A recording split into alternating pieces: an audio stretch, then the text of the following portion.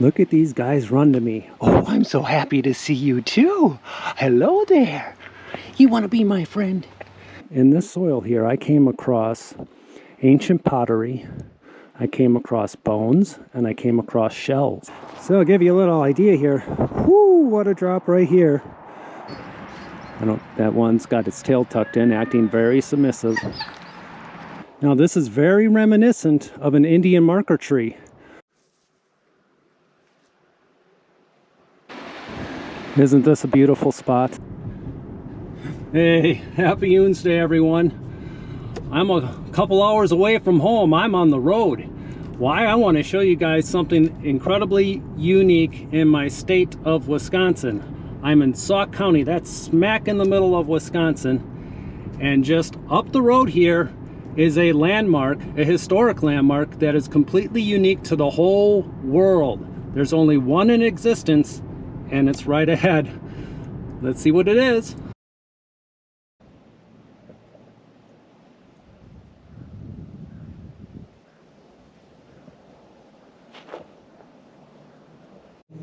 So as you can see, I brought an extension pole. I tried to get my GoPro high up into the sky to actually see what this is, and it is hard to make out. If you look, there's a little bump, a little bit of a hill. It kind of goes and goes and goes. It goes all the way to the road, and then on the other side of the road, what is it? This is a mound, an Indian mound from some 1,000 years ago.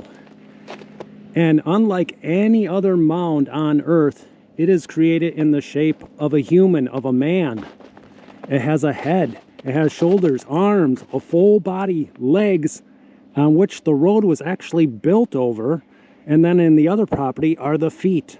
So we're going to take a closer look at this. I'm going to show you the sign, and that will explain a lot of it if you want to pause the video and read the sign. But what a unique feature that just raises a million questions in my head. And maybe these questions will pop up in your head too as we look at this and ask ourselves, who were these people? And why did the Europeans that encountered it choose to spare this one when so many were just destroyed? So here, this gives you a better sense of how gigantic this thing actually is. 214 feet long. See, the road goes right over the legs there. Isn't that crazy? Look at this bizarre head on this guy. Something like a shaman, a spiritual figure probably from the past. Maybe in a walking position, headed somewhere. You know, this county I'm in, which is Sauk County, is just littered with mounds. But it's just a fraction of what used to exist on this land. There used to be some 20,000 mounds in the state of Wisconsin, and there's just a handful left. Maybe a couple thousand are left. Lots of them are on private property, and there's some that people think homeowners might even know it's in their yard because they're simple conical mounds, just a round shaped little mound. But they all had significance, and they all took a tremendous amount of labor to create. Now these were created when they didn't have earth-moving machinery. They used baskets and simple tools to carry that dirt back and forth, creating these gigantic mounds in shapes that had significant meaning to them. So these are called effigy mounds. Effigy mounds are in the shapes of animals. It could be a thunderbird, it could be a panther, it could be a lizard. There's lots of these in these states, and maybe today we'll run into some other shaped mounds. I think I know where there's a giant bird mound that's just tremendous with a wingspan, something like a football field long. Bear-shaped ones. So I just wanted to share this with you. How incredible is it to find the only one in existence? There were a handful when settlers first came here, and now this is the only one that survived. Okay, so here's the full length of the body headed towards the road. And right here, bam, they amputated his legs in the 1800s to build this road. And then in the farmer's property are his ankles and his feet. Look at this is recent. When I first discovered this some 20 years ago, this wasn't painted on the road showing where the legs were. They've made some improvements to this tiny, tiny, tiny little park since the first time I saw it. About 3 vehicles could park here, by the way. I think it's of national significance, and it really sparks a million questions in my mind. I'm always shocked by this, first of all, and it just raises a million questions of the settlers that settled this land that had such disregard for an obvious spiritual, significant shape and monument to just go, built the road over the legs. Talk about different times compared to how we think now. And some of these people still exist. Their ancestors, the Ho-Chunk Indians, the Winnebagos, are still on this land. And not far from here is reservation land. And I wonder how they feel about that. Okay, now we're heading up to that bizarre head shape. Best guess is it's something like a headdress they're representing, maybe some antlers on a shaman's head, a medicine man. You know, an interesting fact, Thomas Jefferson, in 1780, he had a mound on his land at Monticello, and he was a very enlightened, scientific thinking man, and he wanted to play archaeologist.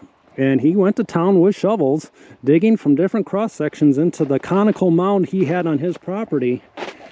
And he found tons of bones and artifacts. And he wrote a little journal about it. Another thing Thomas Jefferson did that's not well known and a little controversial is he took a New Testament Bible with a razor blade and scissors, and he cut out all the parts of it he found to be ridiculous. And I guess that Bible is still on display at Monticello. And I think they sell like mock versions of, they call it Thomas Jefferson's Bible. It's one that made more sense to him, that was more logical. And I was kind of thinking, you know, how much did Judeo-Christianity play a role in the way we viewed things like this when we came here? You know, many Christians believed in that manifest destiny, that America was our promised land, much like in the Old Testament, the promised land. And God told them, kill every man, woman, child, animal, blade of grass. That is your land, Canaan. So did they carry those same belief systems here that made it so easy for them to demolish a sacred site and people and culture with ease? And all the governments do that, and even religious leaders do it. They create an other, and they give you a reason to hate them. They label them with a name like savage, or kraut, or Jap. And so you can kill with impunity. So I got a feeling religion did play a role in why there's not many of these things that have survived. And it's taken a long time for us to realize the sins of generations past and to try and make some amends for it. But this one kind of baffles my mind a little, that they couldn't build the road just 40 feet more over that way to go around it. So I just happened to look at my change right here, and I have an effigy mound quarter. That's kind of funny. Look at that bird one. I think I know where there's a bird one we could look at around here. But hey, we're right here. I gotta show you what it's like to drive over the legs of the only man mound in existence in the world. We're gonna do it. I'm sorry, buddy. Here I come. Ouch. Ouch. Wow, look, an octagon barn. We have a few of these in the States. I don't remember this one being here. Is that awesome? Look at that. That's some cool construction right there.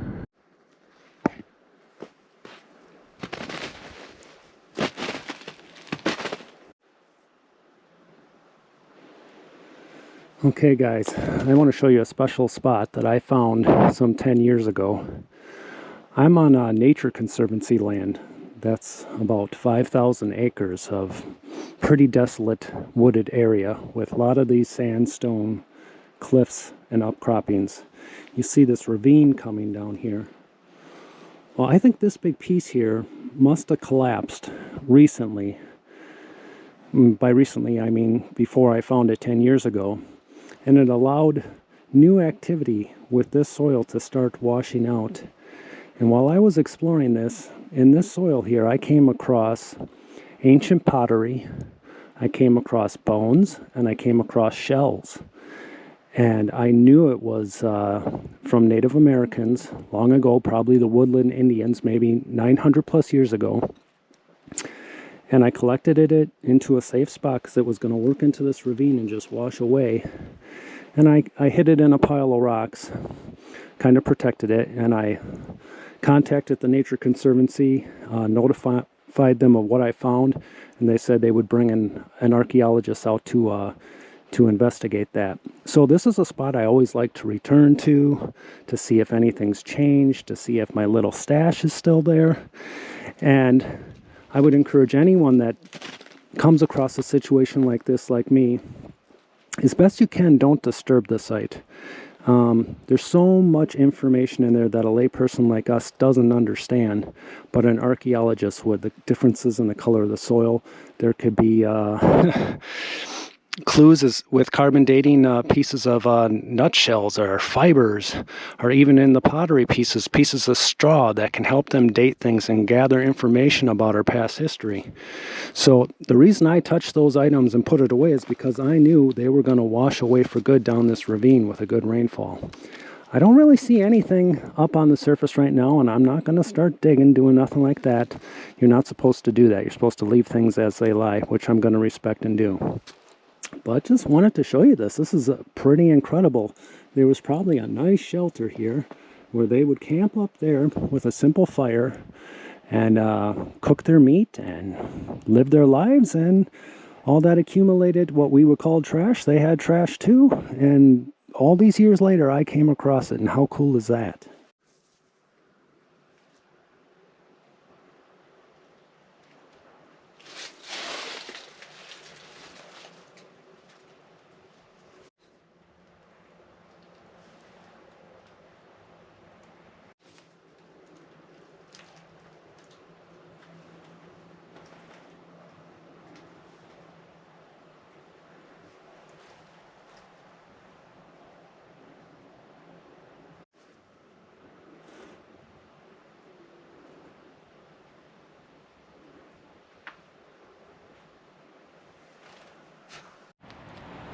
Hi there.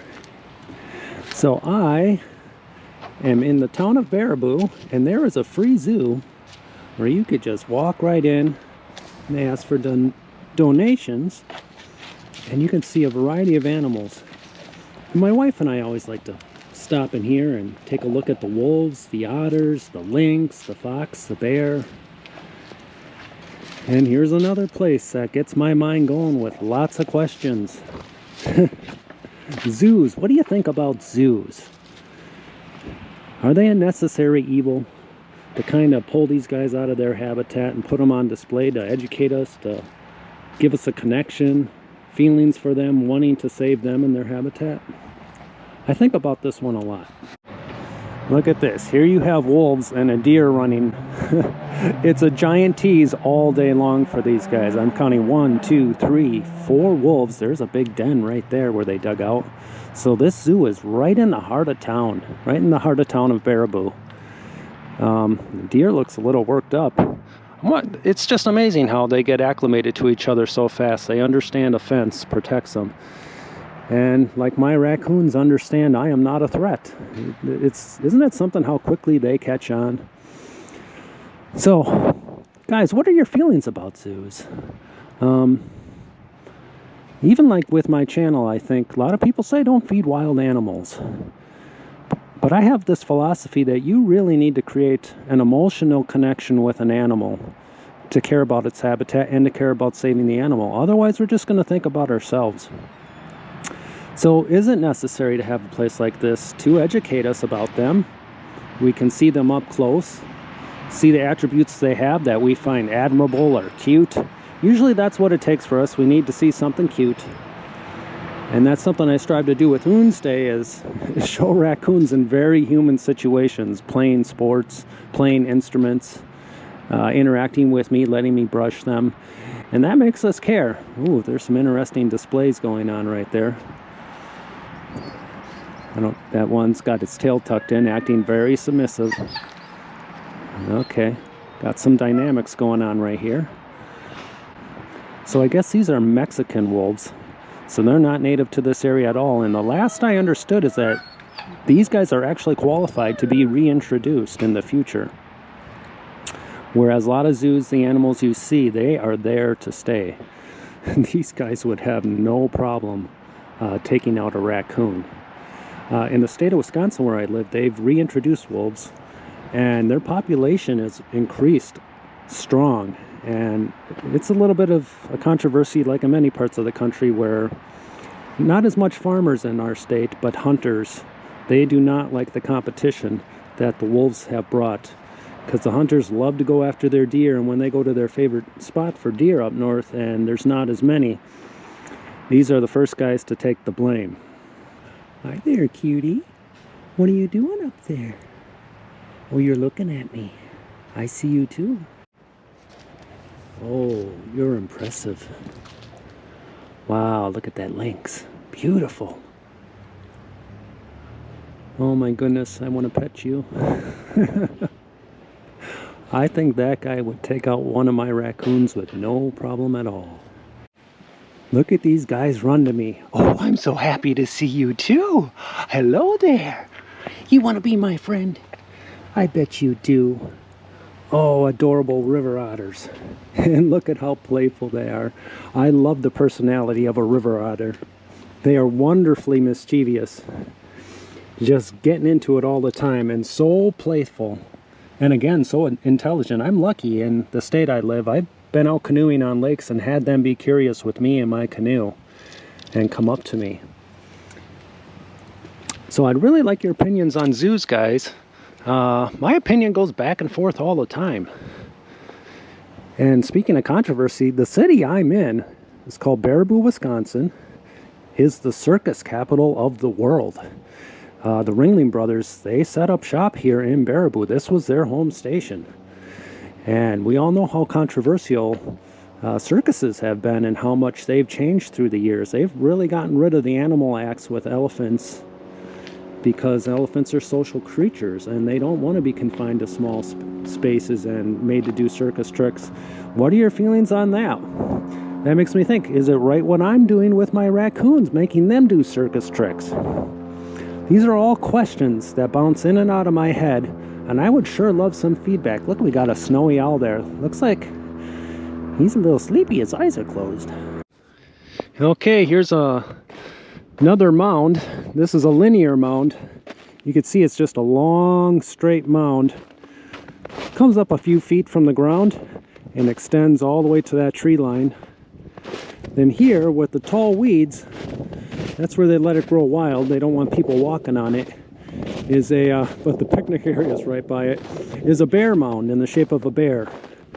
Maybe I could stand up on here and, without slipping and breaking my neck. It's icy. So you can kind of see the legs go to that tree there, and then a leg go out to that tree there. And I'm guessing that's the head. So this is a bear. Now this giant lake is called Devil's Lake. And on the other side is a massive effigy mound of a bird with a super long wingspan. And we'll head over there next. So yeah, this is Devil's Lake, a very, very popular tourist destination in the state of Wisconsin. Very sharp cliffs that extend hundreds of feet up, and giant boulders cascading all the way down to the water. So the other side is a couple miles across.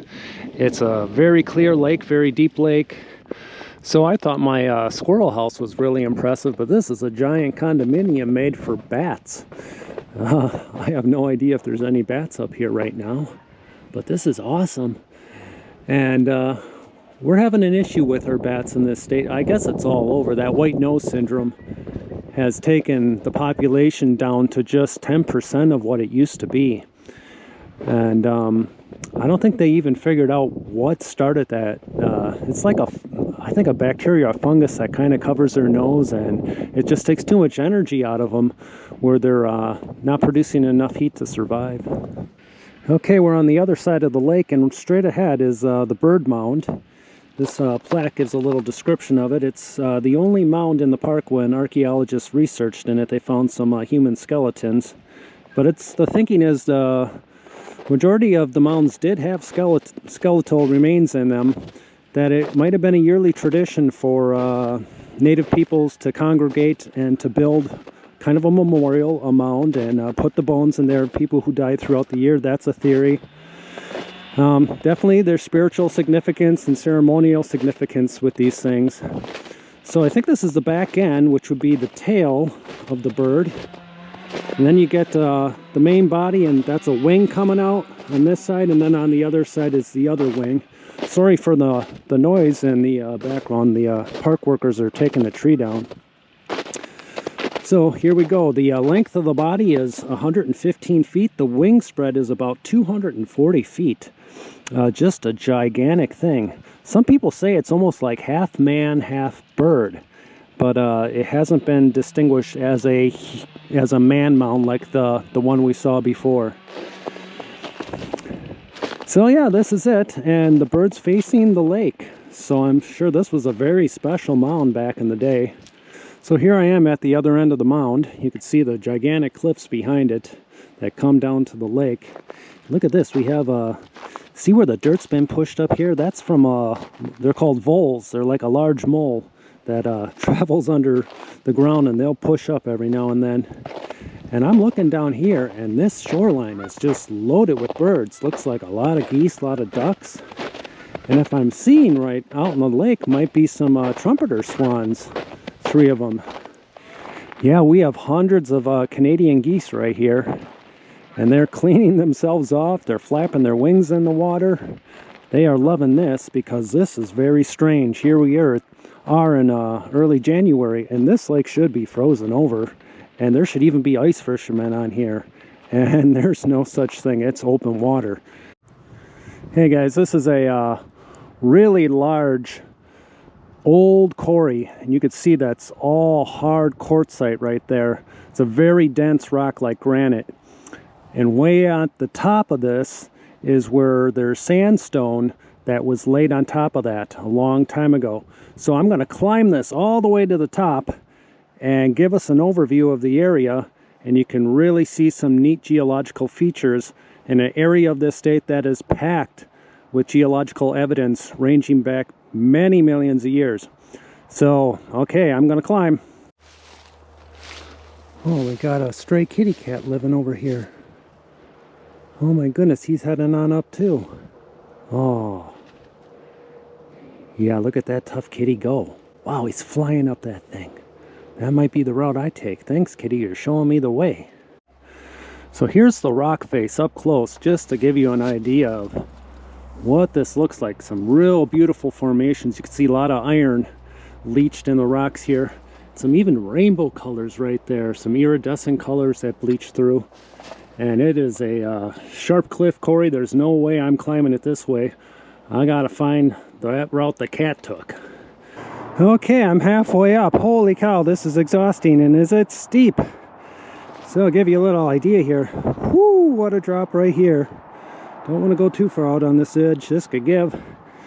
So this is all old quarry, and you'll see these different tiers where they worked on the rock. There's 1, 2, 3 tiers before the very top. Okay, almost at the very top, but right here's a great overview. Look at that beautiful dairy farm right there. Here's a major road that runs through what's called the Lower Narrows. What the Lower Narrows is an ancient gorge from about 500 million years ago, where a mighty river crashed through here. And through the eons, there was multiple rounds of glaciers that came and went and deposited silt, and then they would melt off, and all that sediment would flow through this area. So a very geological, significant area and important. You'll see variations with the quartzite, and then further up the sandstone that laid on top. There were ancient seas long ago that were here. So we're on some very old rock right now, but a beautiful overview. And this hill line you see out there, this stretches for 28 miles. And it's the longest contiguous stretch of forest in the southern part of this state. So this area means a lot to me. When I want to get away, this is a couple hours from my house, I explore these hills, and I really feel like I'm away from it all. The Nature Conservancy owns giant chunks where you can go in, and there's no trails for people. Very tiny parking lots, which is awesome to limit the amount of access. And I get lost in there looking for caves, looking for animals, and it's so quiet and so secluded. So, a couple miles down the way there is the man mound. So look at this. Near the very top of this hill is this uniquely shaped tree. Now this is very reminiscent of an Indian marker tree, of which I've been lucky to see a few of them in our state. Now this is a pretty small tree, so I doubt that it's old enough to be an Indian marker tree, but I do know that European settlers copied the tradition of making these marker trees. What they would do when a tree is real little, they would manipulate it like such with twine and sticks, and then it would start to grow in this shape. And this part that would come out, they would cut off, and it would create an arrow like a street sign saying water that way, or marsh that way, or hunting grounds that way. These were their street signs back in the day that the Native Americans used. So is this legit? Could this have happened by natural causes with a rock on it or a large branch and that's just how it grew? I'm not sure. This is a shagbark hickory tree, it looks like, and usually the tree of preference was a white oak or a bur oak, something like that. But you never know. And in the future, there is a legit Indian marker tree not too far from me that I can show you, and it's a gigantic oak. But this is pretty convincing to me that maybe a European copied the concept. Okay, here I am at a very busy intersection in Wisconsin that actually has a very ancient Indian marker tree right there. The ground is filled in so much, it's actually gone underneath this giant oak tree. But at one time it was visible where it curved out and pointed in that direction and the tree goes up. Don't want to pan out with my camera, there's houses around. But here we are in a very populated area with remnants from the past. Isn't this a beautiful spot? Look at these wonderful sandstone cliffs. Then you got a waterfall right through there. Oh, if the water was warm and it was nice out, I think I'd walk in that.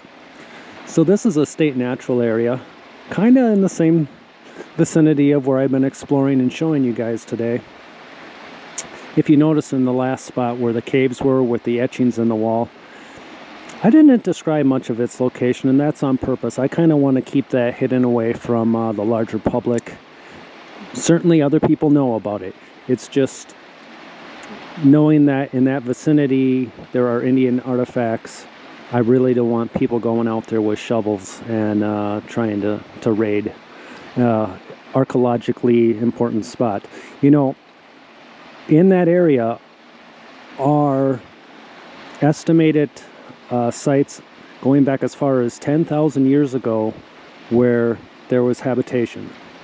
So we're talking America's first peoples, in our state at least, because that's right after the glaciers receded that they moved into those spots. So I know of many areas through exploring of, you know, the sandstone overhangs where there could easily have been human activity underneath, and I've come across all sorts of evidence of the big cores where they would flake off pieces of chert, some people call it flintstone, to make tools.